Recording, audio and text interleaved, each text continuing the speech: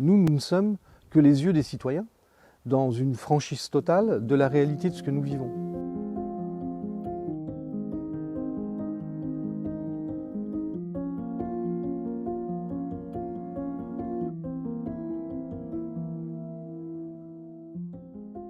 Mon petit garçon Liam, qui a aujourd'hui 12 ans, en voulant lui expliquer l'image du petit Thaïlande sur la plage, m'a rajouté, et c'est souvent les phrases d'enfants qui sont assez brutales mais qui sont nettes, cash, en lui expliquant la réalité de ce qui se passait sur ces populations exilées, que personne ne les aidait et qu'on les laissait mourir, de me dire « Mais papa, pourquoi toi tu fais rien ?»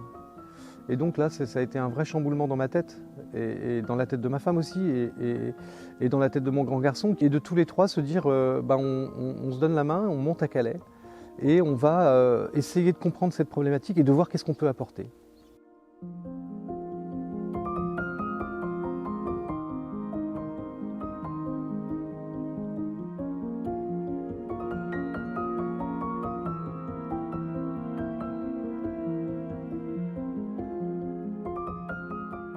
On travaille dans les festivals, on monte des villes. Moi j'ai bossé longtemps aux Vieilles Charrues dans la gestion du camping. Donc camping, camp, alors c'est pas les mêmes publics, mais par contre c'est les mêmes problématiques. Hygiène, violence, nourriture, déchets. On peut apporter quelque chose, d'aller rencontrer les acteurs de terrain, parce que l'idée c'était surtout pas de rajouter une couche supplémentaire à ce qui se faisait, donc d'identifier le terrain, de voir qu'est-ce qui n'était pas fait. Et dans un premier temps, Utopia 56 s'est concentré sur un bien essentiel pour pouvoir vivre en communauté, c'est l'hygiène. Et on a été renforcer les équipes qui ramassaient, et on a fait grossir cette équipe d'Utopia qui en quelques semaines est passée de 3 à plusieurs centaines de personnes. Et on a nettoyé la jungle de Calais.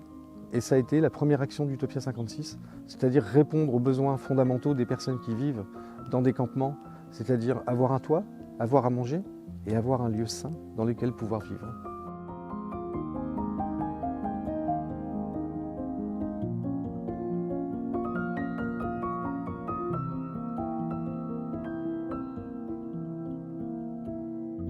Ces bénévoles, on a fait le pari à un moment donné de les recontacter et de leur dire d'habitude on travaille dans les festivals, ce week-end laisse ta bière de côté, mets 50 € dans ta bagnole, groupez-vous à 4 et venez nous aider.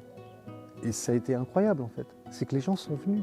Et le slogan qu'on avait quand ces bénévoles venaient pour un week-end, c'était maintenant que tu as vu, tu en parles et tu nous emmènes 4 personnes la semaine prochaine.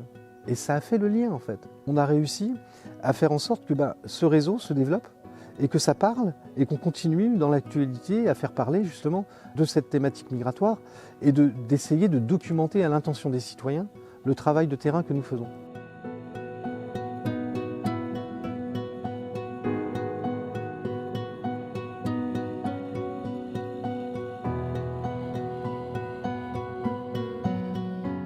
Par principe, j'ai pas peur, on n'a pas peur.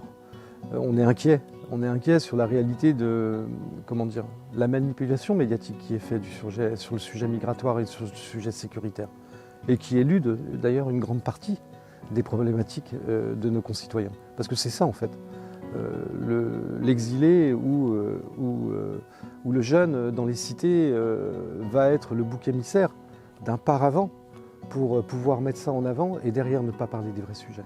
Notre boulot à nous, c'est de ne pas tomber dans cette psychose, de se rendre compte de la réalité de ce qui se passe dans notre pays, de la montée du nationalisme, de s'en inquiéter et d'essayer justement au travers de notre travail d'informer, de sensibiliser.